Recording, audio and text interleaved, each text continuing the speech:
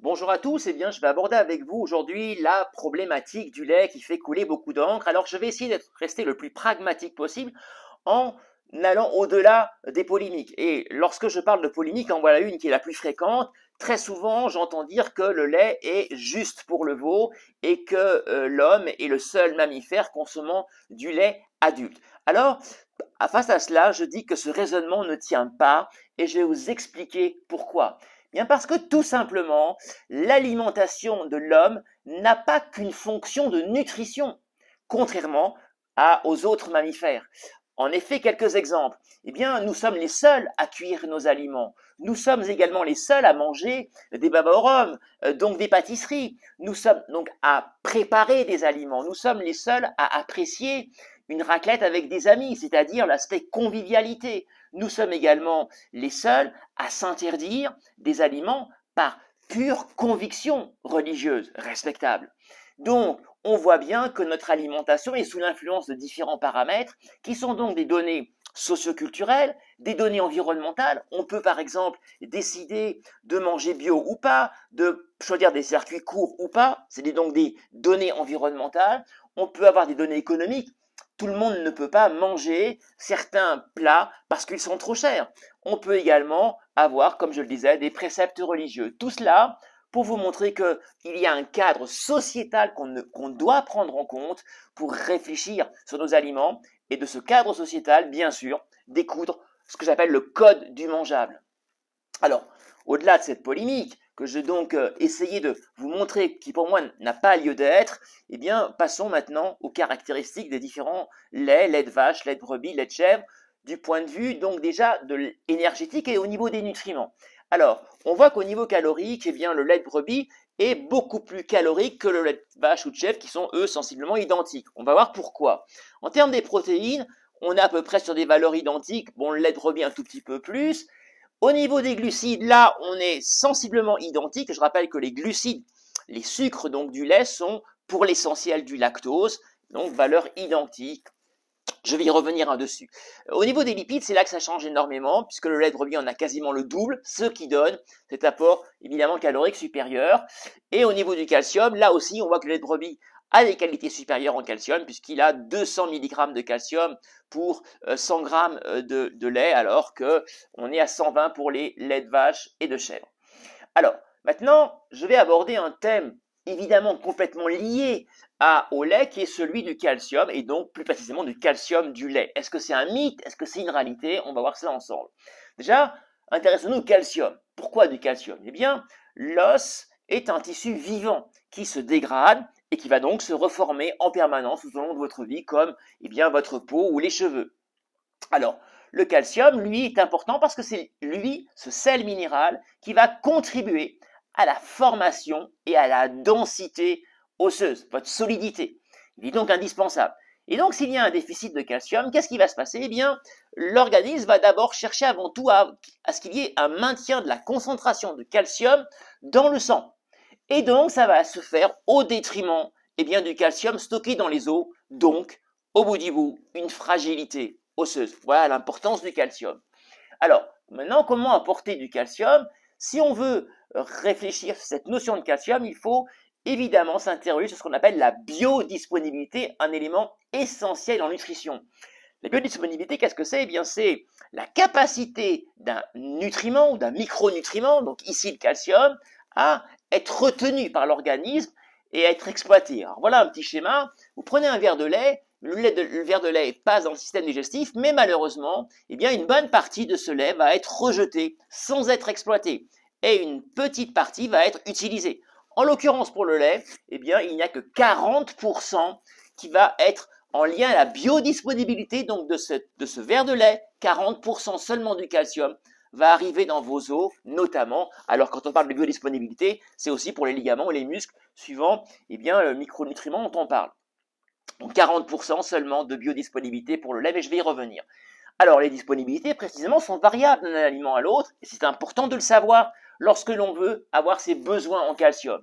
Voilà un petit schéma qui va vous le montrer. En bas, la teneur en calcium et en haut, la biodisponibilité, c'est-à-dire le pourcentage de calcium qui va être réellement pris par l'organisme. Alors, vous voyez que les épinards, par exemple, et la patate douce ont une teneur en calcium de 100 mg pour 100 grammes, et par contre, on a une très faible disponibilité. Ça veut dire que même si on consomme des épinards, eh bien, il y en a très très peu qui vont être utilisés par l'organisme. On va monter dans la biodisponibilité. Les haricots blancs, on est déjà plus du double en biodisponibilité, toujours avec la même teneur, donc beaucoup plus intéressant. Le haricot rouge, qui a une bien meilleure, plus faible teneur en calcium, mais qui a une meilleure biodisponibilité. Le chou frisé, le persil, ensuite le brocoli et le chou vert. Par exemple, comparaison des deux choux, bien le chou vert, il a autant de calcium que le chou frisé, mais il a une meilleure disponibilité, donc il est meilleur pour un apport en calcium. Le radis, le navet, oignon, très bonne disponibilité, mais très faible teneur en calcium. Et il est où le lait de vache dans tout ça? Eh bien, il est ici, lait de vache, lait de chèvre et lait de brebis, donc 120 mg en teneur en calcium, 200 pour la brebis, et on a les fameux 40% de biodisponibilité. Et ensuite, un peu particulier, eh bien, les amandes qui ont une très très bonne teneur en calcium, une disponibilité un peu faible de 20%, mais quand même, c'est pour ça que je l'ai mis en rouge, eh bien, c'est quand même un aliment intéressant pour un apport en calcium, de par sa très bonne teneur en calcium, même s'il y a une faible biodisponibilité. Alors, en général, on s'accorde à penser qu'il faut 900 mg de calcium pour une journée. Alors, comment ça se passe? Eh bien, imaginons que l'on prenne en exclusivité un aliment. Si vous ne preniez que du calcium par du lait, eh bien, il vous faudra entre 3 et 4 verres de lait, sachant qu'un verre c'est environ 200 ml, eh bien 3 à 4 verres de lait par jour pour avoir vos besoins en calcium, ou 2 à 3 verres de brebis. Si vous ne consommiez que des sardines à l'huile, intéressantes quand même, eh bien, il vous faudrait 5 à 6 sardines par jour, ou 500 g de chou frisé, donc vous voyez que c'est extrêmement important en quantité parce que, on l'a vu, très faible teneur en calcium, voilà, et ou alors 105 g de fromage à pâte cuite, donc gruyère, comté, par exemple également du Beaufort, ou alors 350 g d'amandes. Alors, les différences de teneur en calcium maintenant entre les laits. Alors on l'a vu, il y a une différence très importante entre le lait de vache, lait de chèvre et le lait de brebis, bien meilleur en termes de calcium. Attention, je rappelle que les laits, la notion d'écrémé, demi-écrémé ou entier n'intervient pas.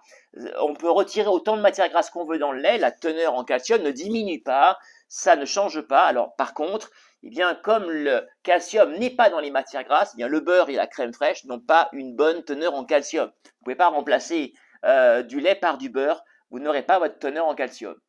Alors, un élément essentiel à savoir dans le calcium, c'est le fait qu'il est lié à la vitamine D. S'il n'y a pas de vitamine D, il ne peut pas y avoir de fixation du calcium dans les os. C'est extrêmement important de le savoir. Alors, la vitamine D, eh bien, on la trouve où? Eh bien, il faut savoir que cette vitamine D, elle est essentiellement prise par notre exposition au soleil. En effet, 80% vient de ce système-là. Le soleil, notamment les ultraviolets, donc les rayons ultraviolets, qu'on appelle les UVB, ne pas confondre avec les UVA, eh bien, eux vont permettre une fixation, enfin du moins une transformation dans notre organisme en vitamine D. Attention, l'hiver, il y en a beaucoup moins parce que les rayons du soleil font qu'on peut moins synthétiser la vitamine D. Par contre, on a 20% qui va venir par l'alimentation, notamment les poissons gras, sardines à l'huile par exemple, les jaunes d'œufs, le chocolat ou le foie, voilà des apports en vitamine D essentiels à retenir. Alors, maintenant passons un peu à ce qui fait polémique, eh bien notamment l'intolérance au lactose. Alors on l'a vu, le lactose c'est le sucre du lait, et pour être digéré, eh bien il lui faut une enzyme qu'on appelle le lactase. Or cette enzyme, eh bien après la petite enfance, quand on a fini l'allaitement, eh bien quand environ à 2-3 ans, eh bien le lactase commence à fortement se mettre en berne, à être beaucoup moins actif. Voilà pourquoi, eh bien, quand on est adulte, on tolère beaucoup moins souvent le lait que quand on est enfant. Différents degrés d'intolérance, évidemment, des uns aux autres. On n'est pas tous fait pareil, on n'est pas sur un pied d'égalité. Pour certaines personnes, eh bien, il n'y a pas de souci, le lactase continue à être dynamique, donc aucun problème d'intolérance par rapport au lactose et donc au lait, alors que pour certaines personnes, eh bien, le lactase est complètement en berne, l'enzyme n'est plus du tout active et donc une intolérance parce que impossibilité de digérer le lait. Alors, attention, les produits laitiers fermentés, c'est un peu différent parce que les bactéries que l'on va mettre pour faire fermenter le lait, eh bien, vont déjà capter une bonne partie du lactose et donc on a beaucoup moins besoin de lactase, ce qui fait que, évidemment, il y a une meilleure digestibilité. Yaourt, par exemple. Alors, maintenant, enchaînant sur la digestibilité du lait, eh bien, il faut savoir que, en général, le lait de chèvre et de brebis est beaucoup plus facilement digeste que le lait de vache. Pourquoi? Eh bien, parce que dans les matières grasses du lait, le lait de vache a des acides gras longs enfin des chaînes, donc ça se structure en chaînes longues, alors que le chèvre et le lait de brebis, eux, sont faits avec des acides gras à chaîne courte, plus facilement digestes pour l'organisme. Voilà pourquoi ils sont plus digestes. Alors maintenant, le fameux débat autour de l'ostéoporose qui fait couler énormément d'encre, d'idées reçues et d'inepties. Il faut savoir quand même, avant de faire cette conférence, lu énormément d'études scientifiques. Ça fait presque 30 ans que je fais de la diététique, mais quand même, j'ai voulu me remettre au jour et je n'ai trouvé aucune étude qui permette de démontrer le lien de cause à effet entre le lait et l'ostéoporose. Absolument aucune étude. Or, en général, pour ma crédibilité personnelle, déjà, il me faut au moins 5-6 études que je croise pour au moins attester d'une certaine validité. Une seule étude ne suffit pas, évidemment. À l'inverse, il existe de très nombreuses études sur les effets positifs des produits laitiers, notamment fermentés. La plupart des études que j'ai trouvées sont d'ailleurs sur les produits fermentés, les produits laitiers, pas forcément d'ailleurs sur le lait exclusivement. Alors, quand même, il y a un principe de précaution à cela. On évite les fortes consommations. Je pense qu'une nutrition, une alimentation correcte est une alimentation qui est fondamentalement variée et équilibrée. Pourquoi cela? Eh bien parce que le lait, je vous l'ai dit, hein, est digéré par le lactase et on le sait maintenant, la digestion du calcium demande un milieu relativement acide qui va justement être provoqué par le lactase. L'association lait-lactase eh bien, va créer un milieu ambiant relativement acide.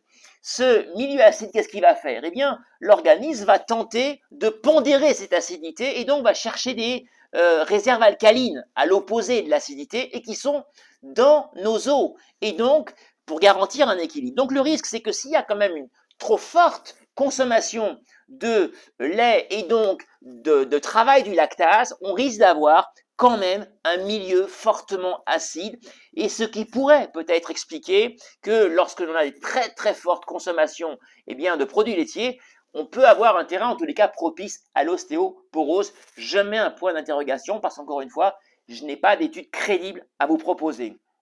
Mais par contre, ce que je peux vous dire, c'est que les facteurs aggravants à l'ostéoporose sont très nombreux. Les carences en vitamine D, manque d'exposition au soleil, d'où la problématique des gens dans les pays scandinaves, où lorsque l'on me dit très souvent c'est des surconsommations de lait qui font leur problème d'ostéoporose, ben non, c'est quand même majoritairement d'abord le manque de soleil et donc de vitamine D. Les activités sportives insuffisantes, la consommation de tabac et d'alcool sont des facteurs aggravants. Les facteurs génétiques, on n'est pas tous égaux face à ce problème de l'ostéoporose. Et puis des problèmes purement mécaniques, hein, suite à une post-opératoire. Personnellement, on m'a enlevé les 2 ménisques quand j'avais 20 ans. Ben voilà, à 60 ans, j'ai 2 prothèses de genoux. Alors, moi je pense quand même qu'il est important d'avoir mon dernier point sera le choix du bio, qui me paraît indispensable. Là encore une fois, sur le principe de précaution, je n'ai pas d'études précises à vous donner, mais par contre, il y a des études clairement qui ont été montrées sur la présence de la nicotine dans le lait maternel. Et je me dis que si la nicotine passe dans le lait maternel, je vois pas trop pourquoi eh bien, les pesticides des vaches et les antibiotiques ne passeraient pas dans le lait. Et quand on me dit le contraire, bah là, par contre, toutes les études que j'ai trouvées sont faites par les produits laitiers, par les fabricants de produits laitiers comme Nestlé. Et là, j'émets quand même un peu un doute. Voilà, bah écoutez, le lait, oui, pour moi, mais avec modération. Et voilà, ici, vous allez pouvoir trouver quelques études que je vous propose. Vous allez pouvoir vous renseigner par vous-même.